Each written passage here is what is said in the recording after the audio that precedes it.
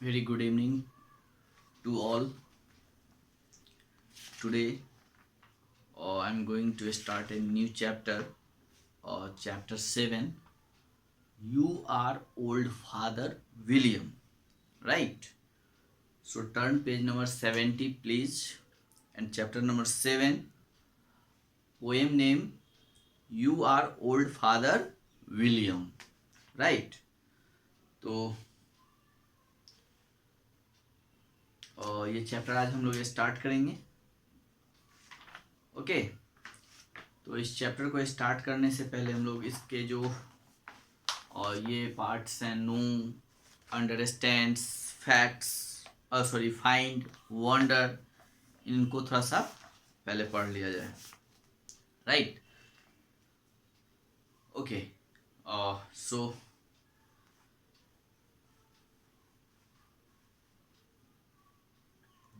पहले हम लोग नो वाला देखते हैं.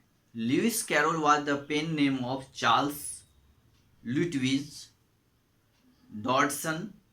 Louis 1832 to 1898 was an English writer, mathematician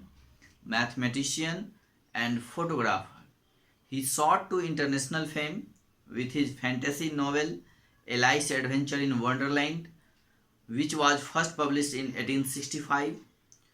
Lewis also wrote the sequel, Through the Looking Glass and What Alice Found There. By the time Lewis died in 1898, he was an international celebrity. यानी Lewis carol जो थे वो एक pen का नाम था जो कि चार्ल्स लुटविज डॉटसन के कलम का नाम था. लुइस कैरोल जो है वो चार्ल्स लुटविज डॉटसन के कलम का नाम था. लुइस जो है का जो जन्म है वो 1832 टू 1898 है ना, यानी 1832 ईस्वी में उनका जन्म हुआ था, है ना. और उनकी मृत्यु 1898 में हुई थी. वो एक इंग्लिश राइटर यानी एक इंग्लिश लेखक भी थे, मैथमेटिशियंस भी थे, फोटोग्राफर्स भी थे, है ना.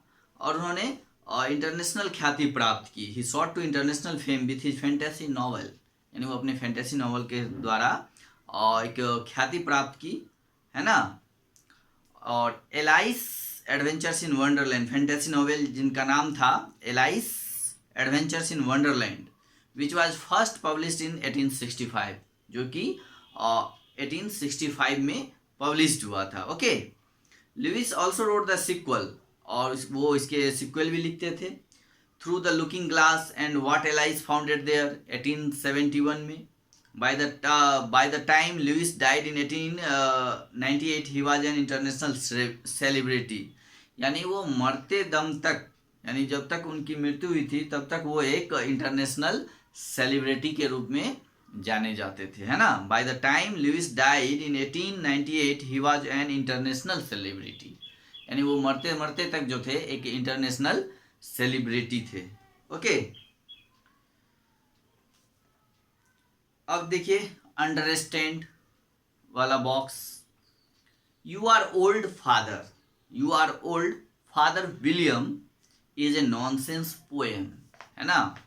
ये जो पोएम है you are old father William एक नॉनसेंस पोएम है, यानी बकवास पोएम है ना. और ये किसी भी चीज़ पे, किसी टॉपिक पे और नहीं है. A nonsense poem is a poem written in non serious topic, यानी ये किसी भी सीरियस टॉपिक पे लिखा गया पोएम नहीं है. ये नॉन सीरियस टॉपिक पे जो कन्वर्सेशन है एक फादर और सन के बीच, उस चीज़ पे है ये. It uses rhythm, rhyme and humorous in tone. इसमें रिदम का, राइम का और ह्यूमरस यानी हास्य का जो है और उस टोन को यूज़ किया गया है. Apart from Lewis Carroll, Edward Lear too wrote nonsense poem, यानी लुइस कैरोल के अलावा एडवर्ड लियर ने भी इस तरह के पोएम लिखे. ओके. तो ये जो पोएम है वो नॉनसेंस पोएम है, और नॉनसेंस पोएम जो होता है वो नॉन सीरियस टॉपिक पे लिखे जाने वाले पोएम्स को हम लोग और नॉनसेंस पोएम बोलते हैं. ठीक है. तो ये पोएम जो है वो नॉनसेंस है, एक बकवास है, ठीक है, जो मतलब फालतू की बातों पे ये डिस्कशन है फादर और सन के बीच। अब देखिए ये है wonder. You are old father, you are old father William is a poem that Alice recites to the caterpillar in Alice adventures in Wonderland. Okay, widely considered as a masterpiece of nonsense verse. You Are Old Father William is a humorous imitation of 18th century English poet Robert Southey, the old man's comforts and how he gained them. ठीक है, तो ये जो poem है you are old father William, ये इसको जो है एलाइस जो है और पढ़ते हैं कविता को, इस पोएम को रिसाइट करते हैं, है ना, वंडरलैंड के एलाइस एडवेंचर्स में, और कैटरपिलर को सुनाते हैं। और ये जो एक masterpiece, widely considered as a masterpiece of nonsense verse, और ये जो नॉनसेंस वर्स में इसको मास्टरपीस माना गया है। मास्टरपीस का मतलब एक बेस्ट वर्क माना गया है। ठीक है, you are old father William is a humorous imitation of 18th century, है ना, ये 18th सेंचुरी का एक ह्यूमरस इमिटेशन है। ओके,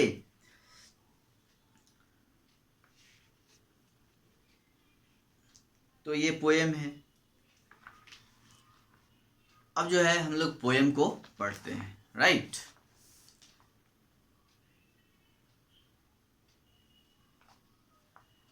देखिए poem, you are old father William the young man said. You are old father William the young man said. Young man जो है वो कहता है कि you are old father William, यानी जो यंग मैन है, यानी वो अपने फादर से कहते हैं कि यू आर ओल्ड, आप बूढ़े हो गए हैं, father William, and your hair has become very white. और कहते हैं जो सन जो है, यानी उनका लड़का जो है, वो अपने फादर से कहते हैं and your hair has become very white, कि आपका बाल जो है वो पूरा वाइट हो गया है। यानी वाइट बाल होने का मतलब ये हुआ कि वो आप बूढ़े हो चले हैं, है ना।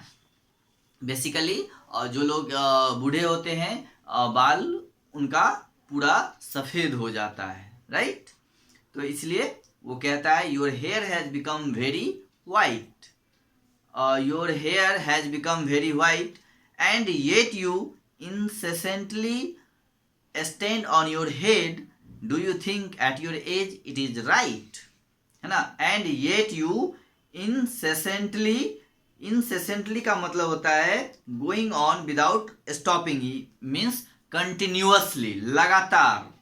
Okay, and yet you incessantly stand on your head, और आप लगातार जो है अपने हेड के बल, यानी सर के बल जो है खड़ा हो रहे हैं। Do you think at your age it is right, क्या ये आपके उम्र में आपको अच्छा लगता है, क्या ये आपके उम्र में ये सही चीज़ें हैं कि आप सर को नीचे और पैर को ऊपर करके खड़ा हो जाएं। And yet you incessantly stand on your head, है ना, कि आप लगातार जो है अपने हेड पर, यानी हेड को नीचे कर लेना और पैर को ऊपर करके खड़ा हो जाना। इस तरह से आपको इस उम्र में अच्छा लगता है। Do you think at your age it is right, क्या इस उम्र में आपको ये चीजें अच्छी लगती है। अब देखिए फादर क्या कहते हैं, in my youth father William reply to his son, है ना। फादर विलियम जो है अपने सन से वो रिप्लाई करते हैं, कहते हैं इन माई यूथ, यानी मैं जब जवान था, जब मैं यूथ था, I feared it might injure to brain, but now that I am perfectly sure I have known why I do it again and again. ठीक है, वो कहते हैं कि जब मैं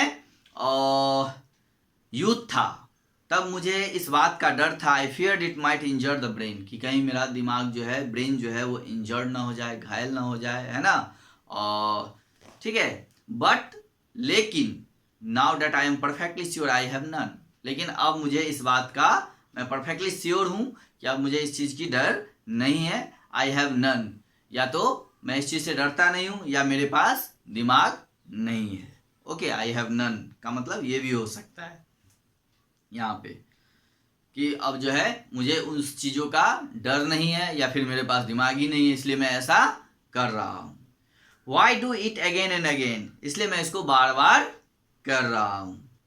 ठीक है, you are old said the youth. फिर देखिए उनके जो लड़का है, सन है, वो कहते हैं you are old said the youth as I mentioned before and have grown most uncommonly fat yet you turned a back somersault in at the door in at the door. Pray, what is the reason of that? तो फिर वो अपने father से कहते हैं you are old said the youth, कहते हैं कि एज आई मेंशन्ड बिफोर, कि जैसा मैंने आपको पहले भी कहा है कि and have grown most uncommonly fat, यानी आपके पास जो है बहुत सारा अनकॉमनली फैट भी बड़ा हो गया है, बहुत सारे फैट हो गए, आप मोटे, मतलब कहने का मतलब आप मोटे हो गए हैं, है ना। Yet U turn back somersault in at the door, बावजूद इसके आप, है ना, जो है turn A back somersault in at the door, यानी दरवाजे पे जो है आप इस तरह के समरसॉल्ट, यहाँ पे एक वर्ड है जिसका मतलब होता है ए लीप और roll in which person turns with his feet, है ना, गोइंग ओवर हिज हेड, यानी रोल कर जाना, नच जाना, कलाबाजी दिखाना, है ना। तो वो करते हैं इस एज में, कहते हैं हे भगवान, प्रे करके वो बोलता है हे भगवान, what is the reason of that, ऐसा करने का क्या कारण है, आप ऐसा क्यों करते हैं, है ना। In my youth said the sage, फिर वो फादर जो है कहते हैं इन माई यूथ, यानी मैं जब जवान था, as he shook his grey locks I kept all my limbs very supple by the use of this ointment one sealing the box on sealing the box, है ना। allow me to sell you a couple, कहते हैं जब मैं जवान था तो, है ना, he shook his grey locks, है ना, यानी उनका जो बाल था ग्रे कलर का पहले, उसको वो अच्छे से हिलाते थे, है ना, उसकी जो है उसकी कलाबाजी करते थे।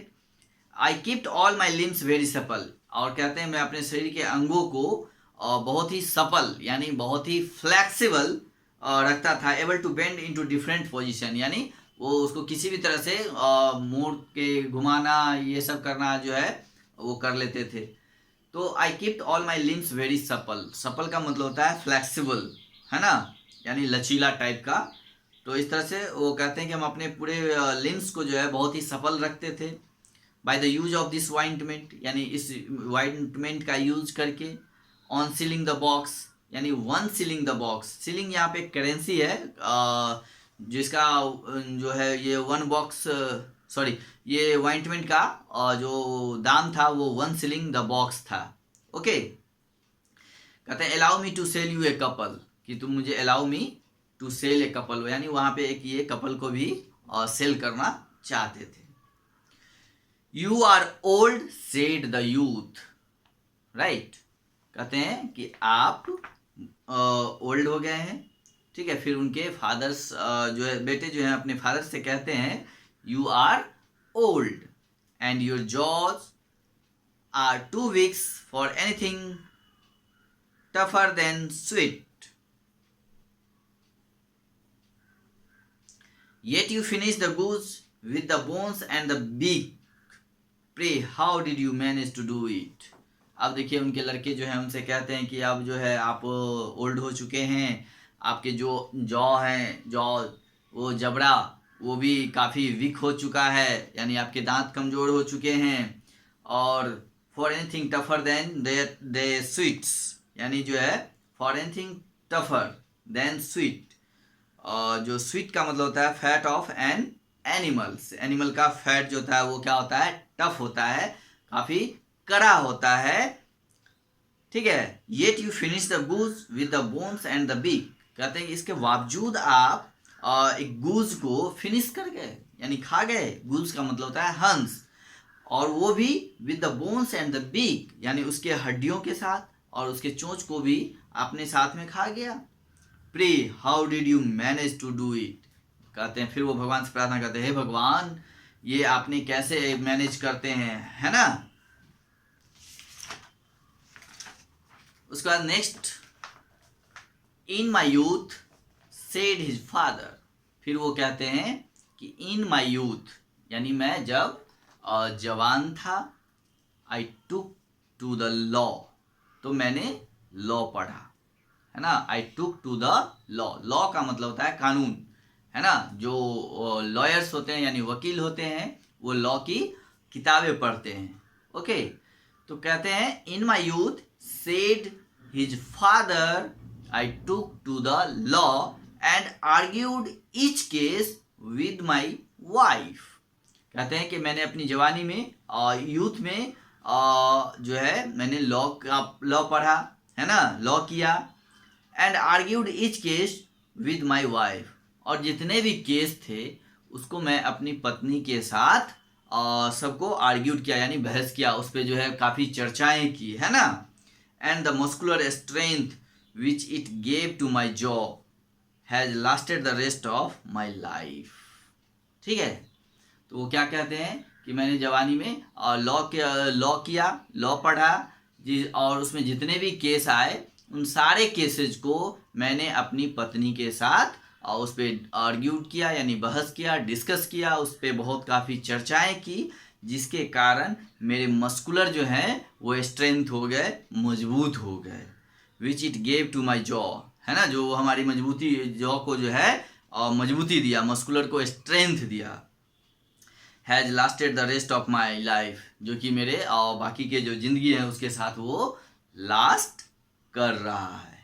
Right, you are old said the youth, फिर देखिए उनका बेटा जो है उनसे कहता है यू आर ओल्ड, है ना, आप बूढ़े हो चुके हैं।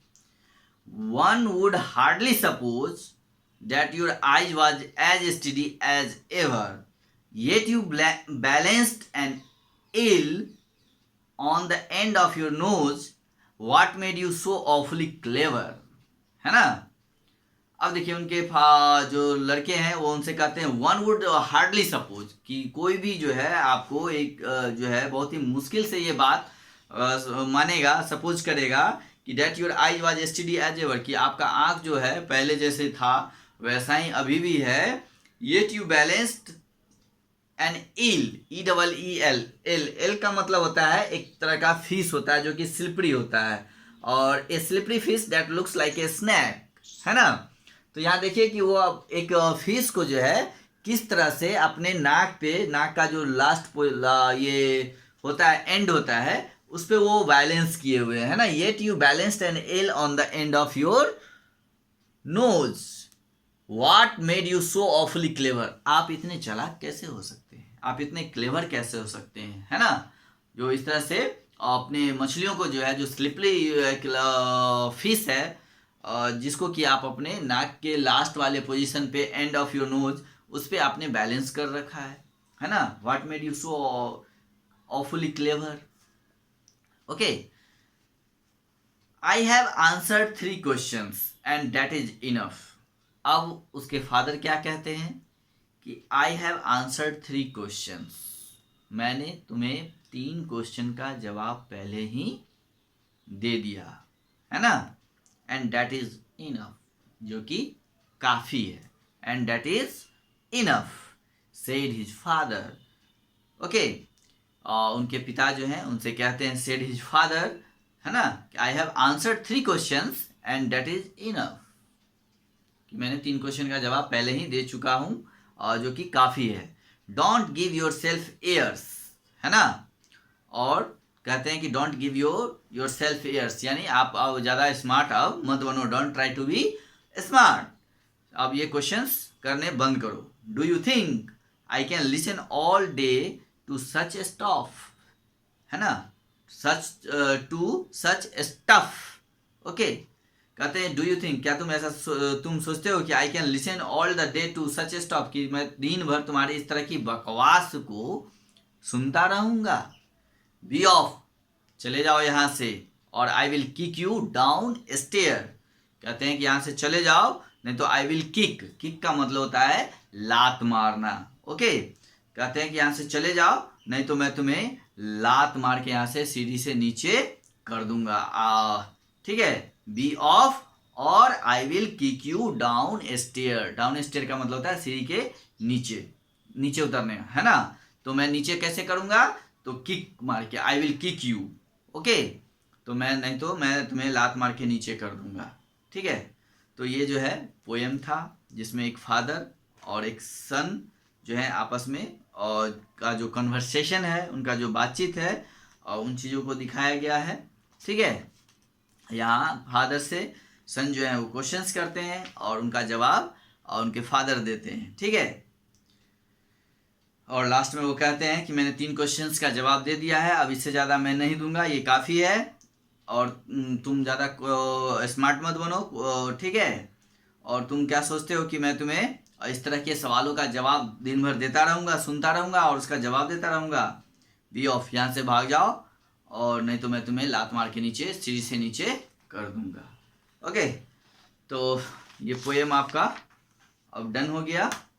अब हम लोग इसके क्वेश्चन आंसर्स को अगले दिन करेंगे। उससे पहले और मैं चाहूँगा कि आप लोग इस पोएम को फिर से पढ़ें, और अगले दिन मैं इसका वर्ड्स मीनिंग लिखा दूंगा पहले, फिर हम लोग इस चैप्टर्स का क्वेश्चन आंसर करेंगे। ओके, और इस क्वेश्चन आंसर करने से पहले इसके सारे वर्ड्स मीनिंग कर लेंगे, और इस पोएम को आप लोग फिर से दोबारा रीड कीजिए। ओके, खुद से पढ़िए, आप लोग भी पोएम को रिसाइट करिए अच्छी तरह से, बोल बोल के।